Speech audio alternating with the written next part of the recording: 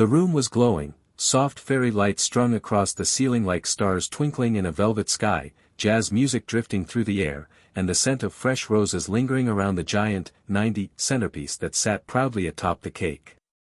It was a celebration of life, of resilience, of a man who had lived through wars, heartbreaks, miracles, and joy. My grandfather, Henry Whitaker, sat in his wheelchair at the head of the room, his smile frail but full of warmth, as friends and family gathered to honor him. I stood next to my husband, Ethan, watching Grandpa shake hands, share stories, and laugh softly at familiar jokes. I hadn't seen Grandpa this lively in years. For a moment, I felt peace, like everything in the world was just as it should be. Then Ethan leaned down, his voice low in my ear. "We're leaving. Something is very, very wrong." I blinked, startled. "What are you talking about?" He didn't answer right away. His eyes scanned the room like he was searching for something, or someone. "It's too perfect," he murmured. "The guest list, the toasts, the smiles, everything feels rehearsed. Like this isn't a celebration. It's a goodbye." My heart dropped into my stomach. That's when I noticed it too. Grandpa was smiling, yes. But there was a distant, almost desperate light in his eyes. The kind you see in people who are pretending they're okay, for everyone else's sake. I walked over to him, squeezing his hand gently. "Hey, Grandpa," I said with a smile. "Having a good time?" He looked up at me with the softest affection. "Oh, sweetheart. It's perfect. It really is."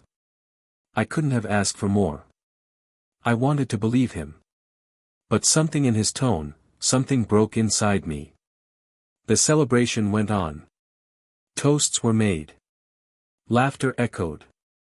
My cousins danced with their toddlers while my mother wiped happy tears as she looked at the slideshow playing across the projector. Memories spanning 9 decades. But Ethan kept watching Grandpa. And eventually, he pulled me aside again. "Your grandfather's been preparing for something," he said. I found a file on his desk a few weeks ago. A thick folder labeled Legacy. Letters. Instructions. Even sealed envelopes addressed to each family member. I stared at him, stunned. "You were in it too," he said gently. I didn't read the contents. But I knew, he was planning something. After the cake was cut and the music slowed, Ethan and I helped Grandpa back to his study upstairs. He looked tired now, drained, like the weight of pretending had caught up to him. We sat with him, silent at first. "I'm sorry," he finally said. "I tried to keep it joyful. I didn't want anyone worrying tonight."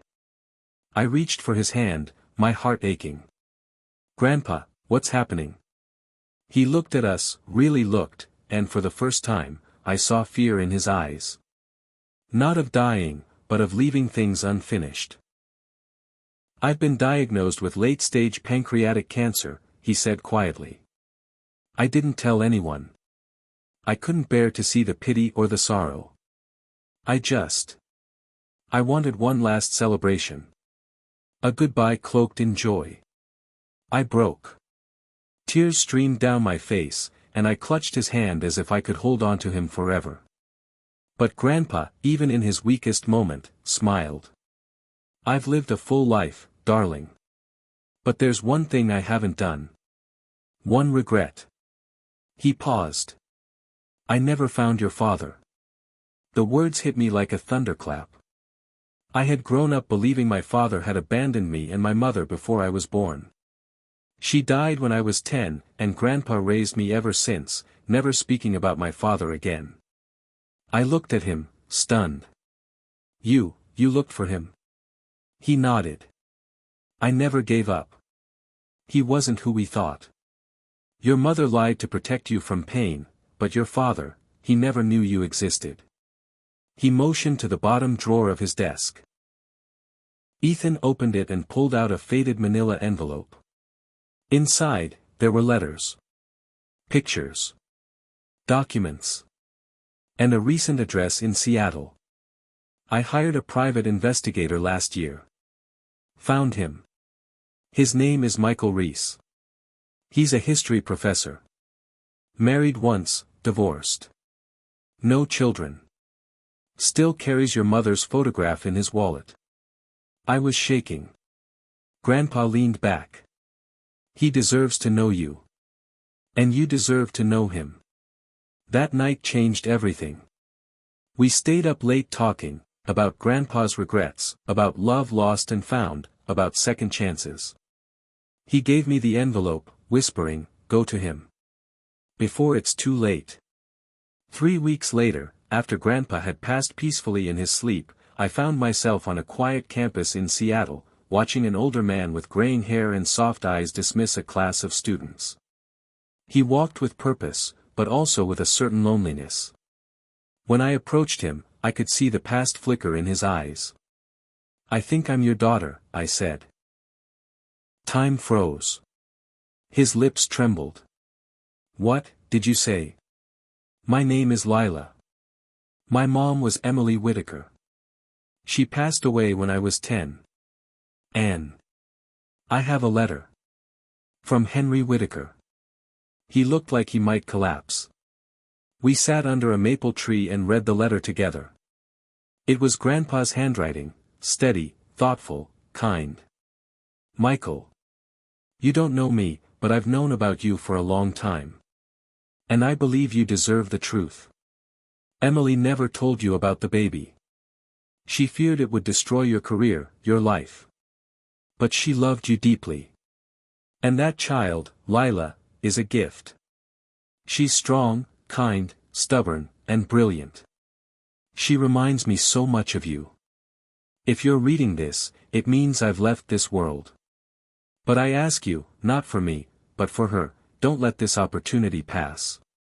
You both deserve a chance at what life once stole from you. Take care of her. She's my whole heart. Henry Whitaker." Tears spilled from both our eyes. Over the next few months, I got to know my father. Slowly, awkwardly, beautifully. He came to my house, met Ethan, played chess with my son, taught my daughter how to paint. We weren't just reconnecting, we were rewriting fate.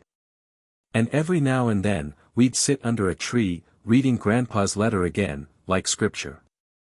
It reminded us that sometimes, the best gifts come wrapped in pain. That love doesn't expire with age. That second chances, when they come, are sacred. On the anniversary of Grandpa's birthday, we held a quiet celebration. No cake. No decorations. Just stories, laughter, and his favorite records playing in the background. My father stood beside me, holding my hand. "You know," he whispered, "your grandfather was a giant of a man. Not because of his wealth or age, but because of his heart." I nodded, tears brimming. "He saved both of us," I whispered back. Grandpa's last act wasn't a goodbye. It was a beginning.